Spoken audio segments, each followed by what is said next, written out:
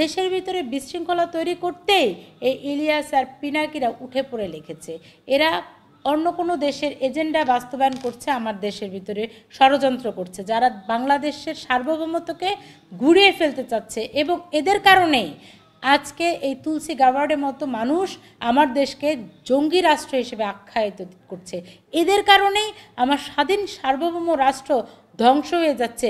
সারাদিন ঘুমায়, মদ খায়, ঘুম থেকে উঠে তারপরে একটা বক্তব্য দেয়, কারণ এই যে লক্ষ লক্ষ ভিউয়ার দেখে দেখে ওরা এটা টাকা পাবে, এই টাকা দিয়ে ওরা সংসার চালাবে। সব বন্ধ করে দেন, ওদের চ্যানেল সব বন্ধ করে দেন, চারটি বাট্টি গোল করে রাস্তায় ভিক্ষা করতে হবে।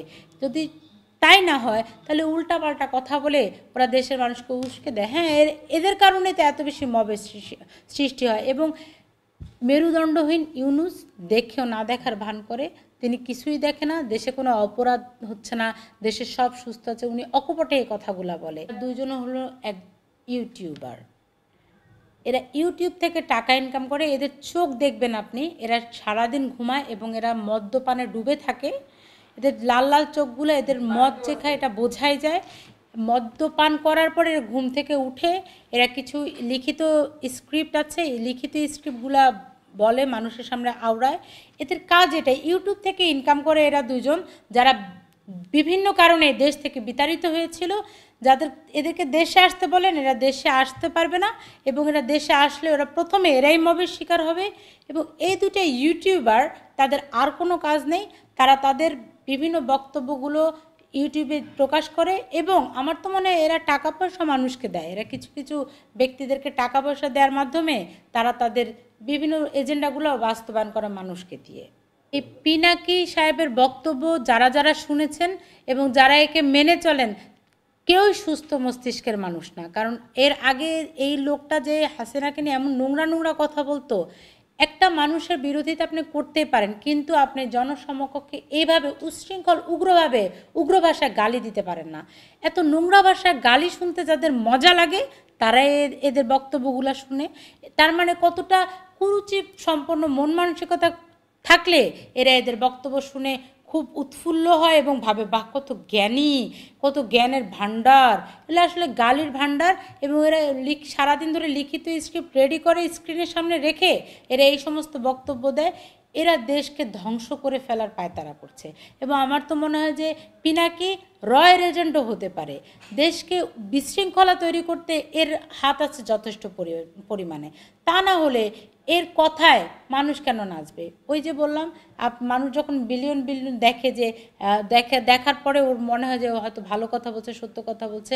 আর জামাতের লোকগুলো তো এটাই চায় যে দেশটা ধ্বংস হয়ে যাক, এজন্যই ওর কথা শুনে এবং ওর কথা রেফারেন্স টানে। তা না হলে ওর এই লোকটার মতো লোকের কথা রেফারেন্স টানতে হবে কেন? দেশে কি আর কেউ নাই? কারো রেফারেন্স টেনে রাজনীতি করা যায় বলেন? কারো রেফারেন্স টেনে তো রাজনীতি করার কোনো প্রয়োজন নেই। একটা বিধর্মী লোক কী বললো, সে কতটা সুস্থ মস্তিষ্কে কথা বলছে না অসুস্থ মস্তিষ্কে কথা বলছে, না কী পরিমাণ মদ খেয়ে সে কথা বলছে, তার কথা আমার মানতে হবে, তার কথা আমার শুনতে হবে। সে যদি বলে ডাইনে হেলো, আমার হেলতে হবে। আসলে আমাদের মধ্যে এই সমস্যা, যারা আমরা তার কথা শুনছি সবাই কিন্তু তাদেরকে পছন্দ করে না। কেউ কেউ তার কথা মতো চলছে। মুসলমান জাতিকে যাতে গরু খাওয়া মুসলমান হিসেবে প্রমাণ করা যায়, এই জন্য এই পিনাকির এই একটা এজেন্ডা ছিল যে মুসলমানদেরকে গরু খাওয়াতে খাওয়াতে ধ্বংস করে ফেলা হবে। এই মুসলমান জাতিটাকে মূলত ধ্বংস করতেই পিনাকির এত বড় এজেন্ডা। সে সারাটা বাংলাদেশের ভিতরে একটা আউল লাগিয়ে দিয়ে দেশের মানুষের মধ্যে বিশৃঙ্খলাই তৈরি করছে।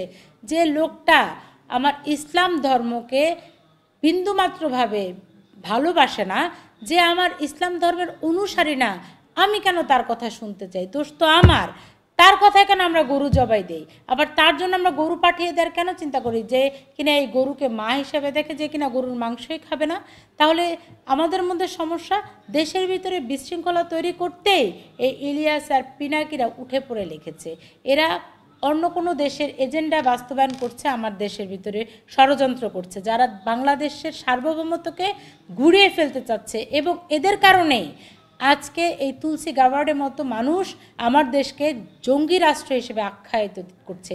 এদের কারণেই আমার স্বাধীন সার্বভৌম রাষ্ট্র ধ্বংস হয়ে যাচ্ছে। বিভিন্ন দেশে আমরা ছি হচ্ছে, মুসলমান জাতি হিসেবে আমরা আবারও এদের কারণে জঙ্গি রাষ্ট্রে পরিণত হচ্ছে। এটা আসলে খুবই ন্যাক্কারজনক। এরা তো একদিকে ওরা নিজের ইউটিউব চ্যানেলগুলোকে প্রমোট করে, কারণ এটাই ওদের রুটি রুজি। এই ইউটিউব চ্যানেলগুলোতে এত মানুষ ভিউ হয় দেখে এখান থেকে ওরা টাকা পায় এবং সারাদিন ঘুমায়, মদ খায়, ঘুম থেকে উঠে তারপরে একটা বক্তব্য দেয়, কারণ এই যে লক্ষ লক্ষ ভিউয়ার দেখে দেখে ওরা এটা টাকা পাবে, এই টাকা দিয়ে ওরা সংসার চালাবে। সব বন্ধ করে দেন, ওদের চ্যানেল সব বন্ধ করে দেন, চারটি বারটি গোল করে রাস্তায় ভিক্ষা করতে হবে। যদি তাই না হয় তাহলে উল্টাপাল্টা কথা বলে ওরা দেশের মানুষকে উস্কে দেয়। হ্যাঁ, এদের কারণে তো এত বেশি মবের সৃষ্টি হয়। এবং মেরুদণ্ডহীন ইউনূস দেখেও না দেখার ভান করে, তিনি কিছুই দেখে না, দেশে কোনো অপরাধ হচ্ছে না, দেশের সব সুস্থ আছে, উনি অকপটে এই কথাগুলা বলে। আগেও যেমন 16 বছরের শেখ হাসিনা বলতো, এখন উনি বলে। আসলে সবাই মিলে দেশটাকে ধ্বংস করার পায়তারা করছে। আসুন না আমরা ঐক্যবদ্ধ হই, সাদাকে সাদা আর কালোকে কালো বলে এগিয়ে যাই, দেশকে বাঁচাই। এ দেশটা আমার মায়ের মতো। ইলিয়াস আর পিনাকিকে ইউনূসের টাকা দেওয়ার প্রয়োজন হয় না। এরা নিজেরাই তাদের ইউটিউব থেকে যথেষ্ট টাকা ইনকাম করে, এবং এই টাকা ইনকাম করে দেখে এদের ভিউ বেশি হবে এই লক্ষ্য থেকে এরা এত এত গালাগালি করে, উল্টাপাল্টা কথা বলে, উল্টাপাল্টা যুক্তি দেখায়। এবং এই যুক্তিগুলো দেখতেই কিছু সংখ্যক মানুষ হুমড়ি খেয়ে পড়ে, ভাবে যে কত জ্ঞান গর্ভ লোকজন। সে আসলে এরা যে তলে তলে দেশের ষড়যন্ত্র করছে এটা মানুষ বুঝতে পারছে না। তা না হলে একজন উপদেষ্টার সরল স্বীকারোক্তি আমরা দেখলাম যে 5ই আগস্টে তাদের হাতে অনেক অস্ত্র ছিল।